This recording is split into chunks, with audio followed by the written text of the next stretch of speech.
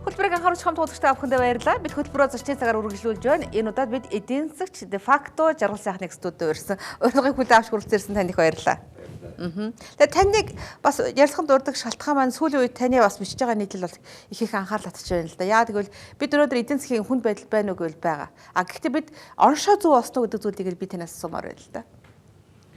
Тий бид эдийн засгийн байдлыг бол янз бүрийн талаас нь тайлбарлаад хараал яриад л ийм байна муу байна болохгүй байна гэдэг.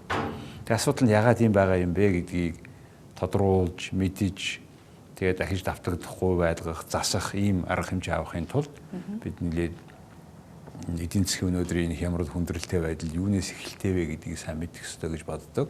Тэгээ энэ тухай бичиж байгаа. Ер нь бол юунаас эхэлтэй вэ гэвэл энэ бид нарын нөгөө 90 онд хийсэн өөрчлөлт чинь явсаар байгаад ингээ узуун солигдох үеэс хойш үндсэндээ нэг улс төрийн институтсууд гэж байна шүү дээ, байгууллууд. Улс төрийн нам юуны юм. Яг улс төрийн нам чинь их хурлыг, засгийн газрыг, шүүх засаглалыг үндсэндээ их хуваагдж байгаа өөрөө томилдог шүү дээ. Тэгэхээр энэ улс төрийн институтсууд нь өөрсдөө аль зэрэг хүн болгонд ижил тэгш үйлчилж байна вэ гэдгээс л харах хэрэгтэй юм байна. Гэтэл тэхээ бойс. За улс төрийн институтсууд эдийн засгийн институтсуудыг байгуулдаг, тийм ээ. Гэхдээ тэр дизайнаа өөр болгоцоо одоо. Юу яриад ин гэхээр энэ улс төрийн институтсууд зөвхөн өөрсдийнхөө тэр намын элитэд намын дараа нар гэдэг нэг хэдэн хүн л 20 жил тойрчлоо шүү. Удирдлагууд нь гэдэг. Энэ хүмүүстэй холбоотой ил тод бус бизнест үйлчлдэг болчихлоо л доо. Тэгээд нөгөө эдийн засгийн институцийг байгуулахдаа энэ үйлчлэгийг нь төргийн шуурхаа явуулах юу гэдгийг. Наа талд нь ярьж байгаа өнгө хэлбэр бол шал өөр л дөө. Одоо бид ингээд тэгнгээд ер нь хамгийн өрөвдөг хамгийн их сэтгэл зүйн хүмүүсийн яриа. Яг амьдрал дээр болохоор зэрэг ийм ижил тэгш бус ялгаж цөөхөн элиттэй үйлчлдэг улс төрийн институтсууд түүний бий болгосон эдийн засгийн байгууллагууд институтсууд бий болчлоо гэж. Одоо энийг бол одоо тэр гадаадын энийг бол одоо жишээлбэл Харвардын профессор Робинсоны хэлсэн тийм яагаад улс үндэстэн ундаг вэ гэдэг номон дээр их олон хөгжиж байгаа орнуудын ардчилсан гих хөгжиж байгаа орнуудын уналтын түүхийг тайлбарлахдаа ингэж хэлсэн байдаг. Манайх бол энэ нэг тод жишээ болж ийн гэж бодож байгаа. Тэгэхээр асуулт нь тий яагаад тийм болчих вэ гэж. Өөрөөр хэлэх юм бол улс төрчид маань өөртөө өөрийнхөө эргэн тойронд хүрээлэгчд үйлчилсэн хууль эрх зүй эдийн засгийн бодлого барьснараа эргээд улс орноо орхицуулсаа л гэсэн үг. Гэхдээ бодлого нь ингээд нэг явж байгаа юм. Яг хэрэгжүүлэхдээ яг тэр өөрсдөө холбоотой бизнес, өөрийнхөө бизнес, тэднэртэй холбоотой ил тод бус бизнесүүдийг үйлчлээ явчихж байгаа юм. Тэдэн дээр үйлчлээд байна. За энэ яагаад ингэж байгаа юм бэ? Хаанаас юм болж байгаа? Яагаад гэвэл тэр улс төрийн намууд гэдэг энэ том эн чинь тэр улс төрийн бүх институтсуудынх нь их үүсвэр нам гэж ярьлаа шүү дээ. Тэгээ ардчилсан сонгуулиар энэ нам эсвэл тэр нам нь бүх эрх мэдлийг авмагцаа саяын институтсуудыг байгуулж шүү дээ. Тэг яагаад юм байна ихтэй зэрэг энэ улс төрийн намуудын санхүүжилтийн их үүсвэр нь нууц хിവэрэ баг.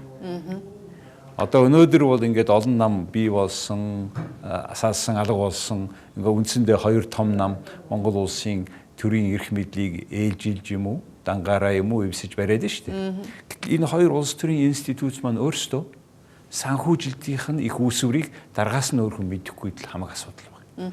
Одоо яаж хэн мөнгө өгсөн нь энэ улс төрийн дараа нь түүгээр дамжуулаад эдийн засгийн институтуудын эзэн болж байгаа.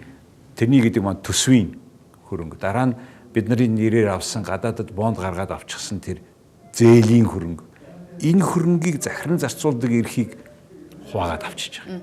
Тэгээд тийм учраас юуны өмнө өөрсдөө ашигтай юм хийж ялангуяа тэр сонгуулийнхаа тэр зардал юм хүмийг хэд дахин нөхөж авч байгаа учраас Монгол улсын энэ хичнээн мөнгө аваад дараа нь зээлж аваад хийж байгаа хөрөнгө оруулалтын нийгмийн өр өгөөж нь маш бага болчиход байгаа. Тэгээд одоо яг нэг авсан мөнгө өгдөг хуультай зээл төлөөд өгөх цагаар бид нар ингээд өнөөдөр ямар ч мөнгөгүй гацж эхэлж байгаа юм да. Тэгэнгүүт ийм зүйл одоо орж ирж байна л да. Тэгвэл энэ намын санхүүжилт улс төрийн намын тухай хууль гэдэг юм маань өнөөдөр илүү нээлттэй ч гэдэг вэ илүү тийм ээ олон ойлгомжтой байх ёстой гэдэг зүйлийг ойлгомжтой байгаа. Хууль журам бий. Улс төрийн намын хуулинд улс төрийн намын санхүүжилтэд тайлан гаргаад тэр сонгуул гарсан тодорхой хугацааны дараа хөндлөнгийн хяналтаар шалгуулаад тайлангаа гаргах ёстой гэсэн заалт байгаа. Үүнийг дээд шүүх шалгаад баталгаажуулах ёстой гэсэн заалт байгаа. Гэхдээ Монгол улсын бидний хамгийн том асуудал бол хууль журам байна уу гэвэл байна. Хэдэн 100% байна бид нарт. Асуудал нь хэрэгжүүлэхгүй байгаа л байна. Хэрэгжүүлдэг этгээдүүд нь буюу энэ төрийн хүчний байгууллагууд эдгээр нь тэрийг хэрэгжүүлэх сонирхол ердөөсөө байхгүй. Яагаад гэвэл эднэрт тийм ялгаатай ажиллаж байгаа институт байх тусам тэднэрт ашигтай байхгүй. Хамгийн одоо яг эдийн засгтайгаа холбоотой тайлбарлах юм бол яг энэ бидэнд байсан бондын хөрөнгө хэнд очисон юм бэ? Хэн энэ бондоос зээл аваад тийм ээ ажиллаж байгаа юм бэ гэдэг асуултыг асуух хэрэгтэй боллоо л доо. За нэгдүгээрт Монгол улсын засгийн газар юунд хэрэглэхээ шийдээгүй байхдаа зээл авсан. Бондын зээлийг гаргасан. Дараа нь юунд хийх нь тодорхой биш. Одоо хүнээс айл гэр бодоо хүнээс яахаа мэдэхгүй зээл авчна гэж байхгүй ш. Төрийн мөнгөөр буюу бидний мөнгөөр бол болж байгаа байхгүй юу. Зээл авчаа яахаа мэдэхгүй 1 жил хадгалсан. Тэрний хүү гэж одоо бид хагасчил 70 сая доллар төлж ирсэн ш. Тэгэхээр энэ тодорхой зорилгоугаас болоод нөгөө мөнгө хадгалж хагаад хүмүүсийн дарал шахалтын дор маш хурдан түгээлт хийж эхэлсэн. Тэгэл тэрэндээ толгойд орсон юм замт цайн тэрэн цайн энэ цайн гэд баахан компаниуд хуваагаад өгсөн. Тэгээд тэр яаж өгсөн шалгуур нь бол тодорхой биш. Ард нэр тайлан байхгүй. Хин хинд ямар өгсөн тэгээд тэр нь одоо хизээч зам тавьж байгаа компани гинт замын компани болоод мөнгө аваад ирсэн. Тэгээд энэ бүхнийг хөндлөнгийн шалгалт хийгээд төр засгийн биш. Хөндлөнгийн иргэний нийгэм оролцсон шалгалт хийгээд одоо ил тод тавих цаг нь болчиход байгаа. Ер нь бол энэ хэн авсан бэ гэхдээ зэрэг улс төртэй холбоотой тэдний улс төртэй илүү холбоотой тийм компаниуд тэдний холбоотой ил тод бус бизнесүүд л ихэнх нь авсан. Улс за тухайн үед Чингис Самбар бонд гаргаж явах үед улсын хурлын дараагаар ажиллаж байсан. Өнөөдрийн ардчлал намын дарга Зандаа хүүгийн голтой би бас хэд хоногийн өмнө ярилцсан л да. Парламент судалж байгаа Монгол Ардын намын гишүүдийн нийт 60 гишүүд бондын нийт 60% зээлийг авсан гэж байгаа байхгүй. Гэхдээ бондын зээлийн эргэн төлөлтөнд хийгдэх цаг хугацаа нь болоогүй учраас энд санаа зовох зүйлгүй тэр нөхдүүд зээлээ төлөөрэй л гэдэг зүйлийг хэлсэн. Тэгээ энэ таны сая ярьсан тоо баримт юу харуулж байна гэхээр Монгол улсын хууль тогтоодог 76 хүний 60 гэсэн тийм ээ сая. Тийм Монгол Ардын намын 65 гишүүний 60% нь 65 нь Гэхдээ яг 65-60 гэдэг чинь 36 хүн байгаа юм байна тийм үү? Тэгээ дээр нь ардчилсан намын нэг 10 20 байгаа биз тэгээд за 20 гэж бодъё л т. За 76 хүний 56 нь зээл авцсан байна. Бондоос. Эн чинь өөрөө ашиг сонирхолтой маш зөрчилтэй байхгүй юу? Ер нь бол төр засгийн эрхэнд эдгээр этгээдүүд гарахтаа хичнээн сайхан том юм амлсан ч гэсэн тэр өөрсдөө ашигтай алхам хийж яана гэдэг нь энийг харуулж байна л т. Тэгэхээр энийг одоо ярьж хэлж байгаа тийм систем байхгүй. Шалгадаг иргэний нийгмийн чинь хүч чадал хүрэхгүй байна. Мэдлэг боловсруулсан ч дутуу байна. Цалин мөнгөнд хүрэхгүй байна. Тийм учраас ер нь бол энэ 76 гишүүнээс нэг нь ч авах ёсгүй юм л да. Тэднэртэй холбоотой компаниуд. Яагаад гэвэл тэд нар өөрсдөө зээл авах зөрчил чинь тий. Тэгэхээр бид нар ингээд ийм болоод байгаа. Монголчууд яг энэ дээр нь гол тавьж шаардлага хийж чадахгүй. Тэгээд хоосон худлаа шүүмжлээ суугаад байгаад л хамаг асуудал байгаа юм л. Ер нь бол төрийн эрхийг авж байгаа этгээдүүдийг дахин шалгахгүй хажуунаас нь иргэний нийгмийн хяналт байхгүй бол энэ одоо хэний ч биш гэсэн нэртэй хөрөнгийг төрийн өмчийг завшиж байгаа зөвхөн хэдхэн хүмүүсийн гарт ингээд яваад баялаг ингээд хоёр тишээ хуваагдаад ихэнх баялагын цөөхөн хүн дээр очиод байгаа хичнээн удаан төвчхийг би мэдэхгүй.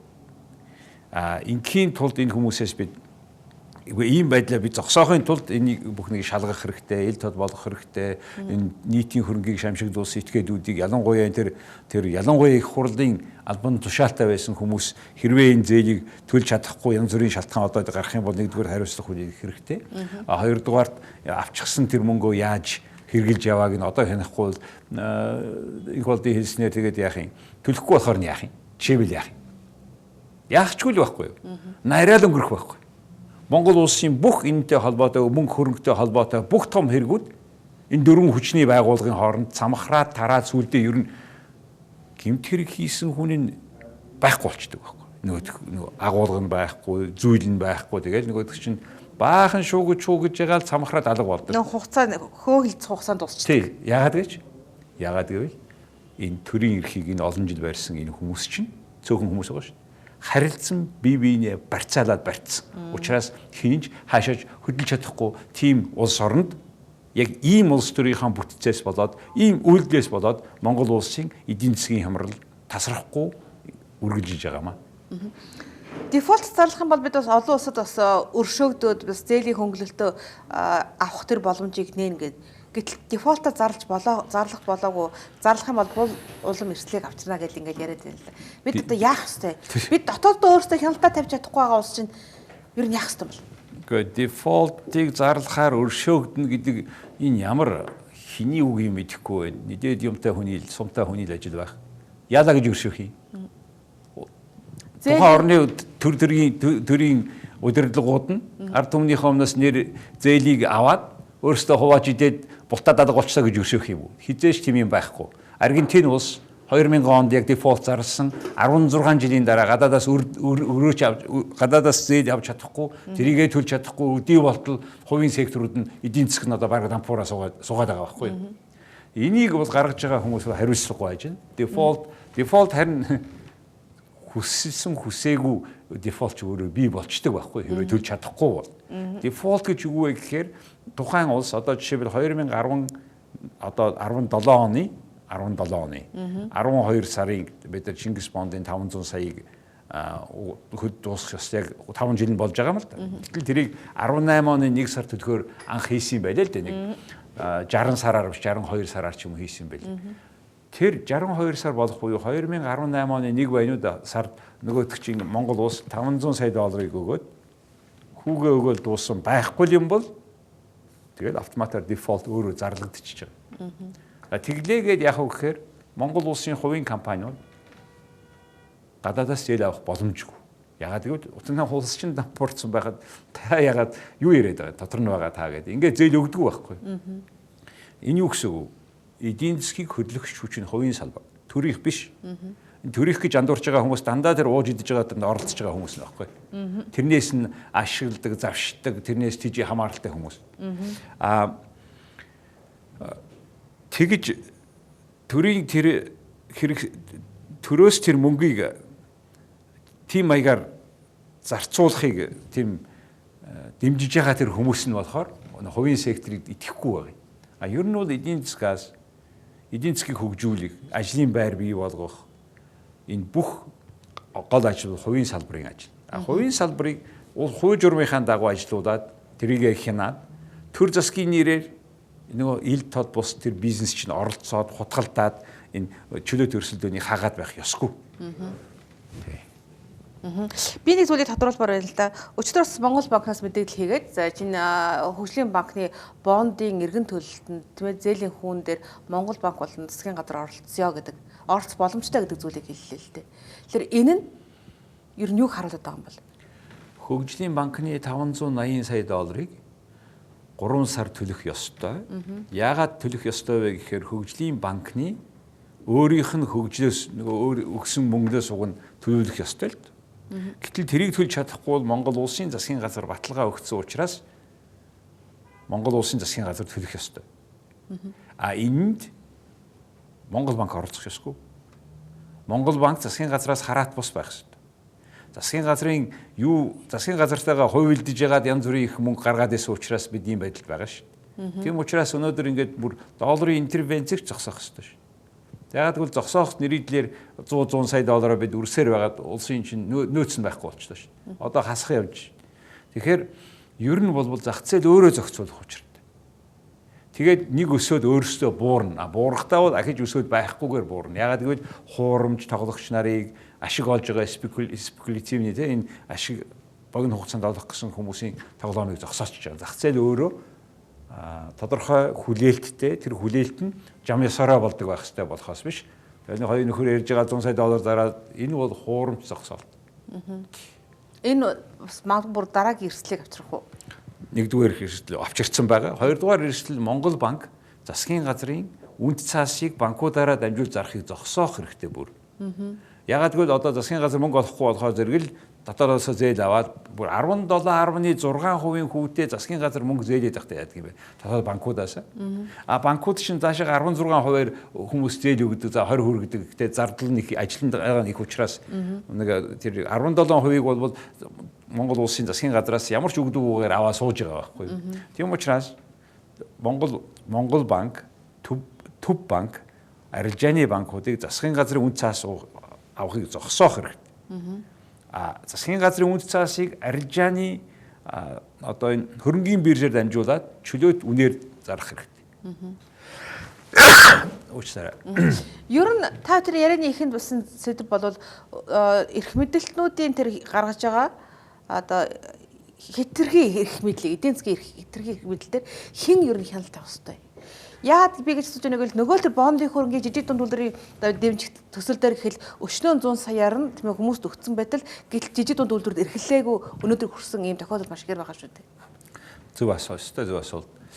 Ардчилсан нийгмийн онцлог нь бол нөгөө итг гэхдээ шалга. Оросоор доверяй, но проверяй гэж Регн хүртэл Оросд хэлж ирсэн шүү. Энэ зарчим тэр доверяй буюу итгэж байгаа хүмүүс нь иргэд бөгөөд иргэд бас шалгах ёстой. Иргэд иргэний нийгмээрээ дамжуул шалгадаг. Энэ бүхний холбоотой хэвлэл мэдээллийн маш хүчтэй хэрэгсэл байдаг. Гэтэл Монголын хэвлэл мэдээллийн хэрэгслийн 75% нь улс төрчдийн эрх мэдэл байгаа учраас хэвлэл мэдээллийн хэрэгсэл тодорхой юм дээр дуурдаг, тодорхой юм дээр дуурдаг. Тэгээд дунгуй эрх ашигын зөрчилдөөн гаргасан юм дээр дуурдаг. Яагаад гэвэл хаалтын гэрээ хийдэг. Энэ байдалд нөгөө ард түмэн чинь ингээд ямар мэдээлэл авахсан ялгаж чадахгүй болчихж байгаа байхгүй. Яг л хараад бас хэвлэл мэдээллийн хэрэгсэл байхгүй. Аль нэг улс төрчдийн аль нэг том группийн хэсэг зэвсэг болчиход байгаа юм л да. Тийм учраас энэ таны сайн ярьсан иргэдийн хяналтыг тогтоохын тулд хэвлэл мэдээллийн хэрэгслийн эздийг маш тодорхой байх хэрэгтэй. Монгол улсын хэвлэл мэдээллийн 480 орчим хэвлэл мэдээллийн хэрэгслийн 90% нь эдтэй хэлэхгүй гэж хэлж байна гэсэн. Ийм судалгаа өнгөрсөн сард Германы хөгжлийн тусламжийн байгууллагын хөрөнгөөр Монголд хийсэн хараат бус судалгаагаар ийм дүгнэлт гарсан ш тааш харсан бид нар бүгдээрээ харсан. Тэгэхээр иргэд энэ төр итгээд шалгах энэ механизм ажиллахгүй юм бол ийшээгээ ямар ч хүмүүс гарсан бид итгэхэд хэцүү болчиход байна. Инээсээ болоод энэ хямралчин тасрахгүй байна гэдгийг л хэлж байгаа. Та бүхэн эдийн засгийн одоо энэ хямралын он шиг бол зүгээр яг үнэхээр хараад хэлээд байна таны дүгнэснээр тийм ээ. За оншоо бид нар харж байгаа бол яаж эмчлэх вэ? За чухал асуулт. Мэдээж альва нэгэн болохгүй байгаа зүйлийг засахдаа шалтгааныг олоод тэрийг засна тийм ээ. Тэгээд дараа нь тэр явцдаа дахиж энэ байдал гарахгүй их суурийг тавих хэрэгтэй. За тэгвэл энэ юу вэ гэвэл Монгол улсын өнөөдрийн эдийн засгийг хямралаас гарах суурь нь бол эдийн засгийг өөрөө зах зээлийнхаа нөхцөл дээр л оршин тогтнох ёстой. Жишээлбэл Монгол улсад их олон барааны үнийг төр засаг тогтоогоод хинж байна. Түүний цар бензиний, эрчим хүчийг. Тэгээд ингээд хянахан зөв хүмүүс нь ядуу гэж улс төрчид ялангуяа социалист ориентацийн улс төрчид их ярьдаг л да. Үнэн хэрэгтэй тэгснээрээ бүр их хорлож байгаа юм. Яагаад гэвэл хэрвээ зах зээл шийдэг болчих юм бол хүмүүс ямар хэмжээний машин одоо зарагдаж байгаа бензин 3 дахин үнэтэй болчих юм бол хүмүүс нөгөө үнэтэй их иддэг машин унахгүй нөгөө тийшээгээ шилжиж байна. Гэх мэтээр ийм зах зээл өөрөө зохицуулаад явах ёстой юмыг тэдний өмнөөс Оросуудын ярьдгаар нөгөө намайг гэрлээгүй байхад мдээгүй байхад гэрлүүлсэн байна гэдэг шиг болоод байгаа байхгүй. Яг үнэ хэрэгтэй өнөөдөр Монголын зах зээлд оролцож байгаа бүх хүмүүс энэ үнийг ингээ бариад өгөөч гэж хэлж байгаа биш. Яг тэгвэл тэгж барьснаар ямархуу хэмжээний гай тодхоор авчирж байгааг харж байгаа байхгүй. Одоо удалгүй энэ бол бүх байдал дээр гараад ирнэ. Бид одоо үүнээс хойш баг түүнээс цааш бензиний үнийг тэртээтргүй хянаж чадахгүй. Тэр excess тэр илүү excise ярьдаг юм л да. Тэр тусгай татварыг авах нэмэх хасах маягаар л тэр нөө тусгай барааных нь татварыг авах хасах нэмэх хасах маягаар зохицуулдаг юм л да. Ингээд ч удалгүй зохицуулж чадахгүй болох юм. Тэгэхээр сайхан мэдээ юу гэхээр ер нь одоо бид нар яг ийм бодиттой зах зээлийн эрэлт хэрэгцээнийхөө өсөлтөн дээр очиж ижил бүх юм байранда тавигдана гэдгийг нэгдүгээр хэлэх хэрэгтэй. Үнийг чөлөөлөө гэж. Хоёрдугаар. Төрийн өмчийн нэртэй намын өмчийн энэ олон хөрөнгө дандаа төсвийн зардал дээр ажиллаж байна. Монгол улсын төрийн өмчийн 89 компани тэр авсан зээлийнх нь нийт хэмжээ Чингис Бондын мөнгнөөс 2 дахин их байна. Буюу энэ төсөв нөгөө талаасаа тэр нөгөө ил тод бус бизнестэй өгсөн ч гэсэн нөгөө талаасаа төрийн нэртэй төрийн өмч нэртэй боловч намын өмчтэй энэ төрийн компаниудын алдагдлыг нөхсөөр байгаа таарч байна. Тэгээд үр дүндийнхэн хожиж байгаа. Ахаал нөгөө намын элит нь хожоод шин. Тэд нэртэй холбоотой бизнес. Үр дүнгүй хин төлж байгаа. Та бид нар бүгдээрээ талхны мөнгөөр, унааны мөнгөөр одоо ингэ төлж байгаа байхгүй. Татварын мөнгөөр. Тэгээд ч өөр сонголт байхгүй. Гаднаас зээл аван мөнгө бүтээгээ баахан давхлаа. Тэр одоо бас хязгаарлагдсан гэдгийг харагдаж байна. Гадаадд одоо янз бүрийн шалтгаанаар улс төрийн шалтгаан хүртэл байна. Дотоодод одоо юмд хязгаар байдаг бол дууссан. Үн төр засаг ахаад 2017 онд Монгол улсын төсвийнх нь орлого нь 5.9 тэрбум төгрөг, их 80 төгрөг. Гадаадын өрийг төлөх зээлийнх нь хүүг төлөх нийт зардал нь 6.6 их 80 төгрөг байгаа байхгүй. Тэгээ олсон бүх юма өрөндөө төлөөд ч дийлэхгүй байна гэдэг. За нэгдүгээр том асуудал. Харин саяхан яг энэ хурдан бүтэхгүй л дээ. Гэхдээ тэр эндхийн 1 тэрбум төгрөгөөр тэр газрын тосны нэр хүлдвэр байгуулна гэж ярьж штэ. Агуулга нь их зөв, жоохон удах байх. Яг нэр хүлдвэрийг байрах, суулгах, тооцоолох удаан процесс. Яг тэр орон нутгийнхаа тэр ямар түүхийн нефт авах интернет тохируулдаг юм л да. Энэ бүхэн бол удаа. Тэгээ ийм нөхцөлд бол жоохон удаан учраас гэхдээ шийдвэр нь зөв гэж бодож байна тий. Би та тэр ерөн сонгуулиас хойш уулзаагүй юм байна тийм ээ. Тэгвэл яагаад гэж асуух гэдэг нь гэхээр энэ засгийн газар эрх мэдлээ хэрэгжүүлээд үйл ажиллагаа эхлэхдээ зэрэгцээл өнгөрсөн засгийн газрын үед эдийн засгийг ингээд хямралд оруулсан байна гэдгээ зарлаад л тэр нь зүгээр үнэхээр нийгэмд бүр одоо эрсдлийг дагуулж ирлээ гэдэг юм зүйл ярьсан шүү дээ. Таны дүгнэлтээс сонсмоор. Хин хийсэн ер нь тийм ээ эдийн засгийн хямралыг. Энэ хоёр нам хоёулаа хамтарч хийсэн. Одоо тэгээ сайхан бие биенийхэн одоо чи тэгэхэд гэсэн би ингэсэн гэдэг өнгөрсөн 4 жилийн хоёр нь хамтарсан засгийн газар байсан шүү дээ. Тэгэхээр энэ одоо чи тэгсэн би тэгсэн гэхээсээ илүү энэ хоёрыг нийлээд тэгсэн. Ер нь бол энэ хоёрын хооронд намын хооронд ялгаа байхгүй л дээ. Нэр нь л жоохон ялгаатай болохоос нэг нь эмтэй нэг нь програм байхгүй тий. Тэгээ ялангуяа тэр барьж байгаа бодлого нь болохоор зөв хоёулаа төвийн намууд болцсон. Яг ардчилсан нам илүү тийм зах зээлийн механизмыг дэмжсэн нам байснаа болцсон. Яг хэрэг болохоор ярьдаг, хэрэг болохоор тэгж хийдгүү.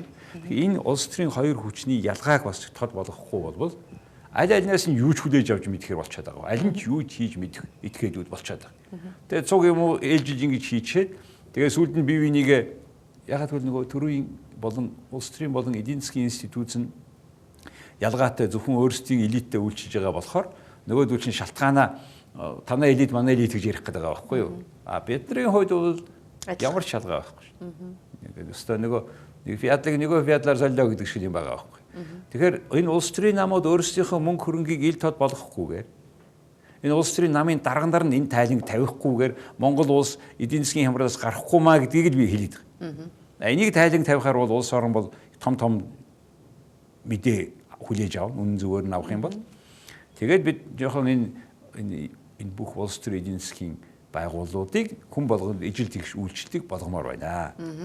Тэгэхээр жаргасаа эдийн засгийн хэлсэн энэ үгээр би бас ярилцлага өндөрлөж бодож байна. Та тэр ярилцах цаг өндөрлөлөө. Гэхдээ энэ дээр нэг зүйлийг хийсэн ихэх анхаарал татлаа гэж би бодож байна. Өөрөөр хэлбэл эдийн засгийг өөрийнхөө жамаар явуулахгүй байхаас эдийн засаг улам бүр хямрдаа гэдэг энэ жишээ өнөөдөр бас Монгол улс үүсэж байгаа юм байна гэдэг дүгнэлтийг хийж байна. Зах зээлийн механизмаар л явах хэрэгтэй. Өөр механизмыг оролдож байгаа бүх хүмүүс төр зүрийн амжилттай гарна өгөхөөс урт хугацаанд улам муутгадаг юм аа гэдгийг хэлж байна. Тэгэхээр намуудын үзэл баримтлал ч гэсэн тодорхой бос байгаа нь үнэхээр эдийн засаг бас нөлөөллийг авчирдаг юм байна гэдгийг бас эдийн засагч маань тайлбарлалаа. Өнөөдрийн зочин эдийн засагч де факто жаргал сайхан байлаа. Танд их баярлалаа. За их баярлалаа.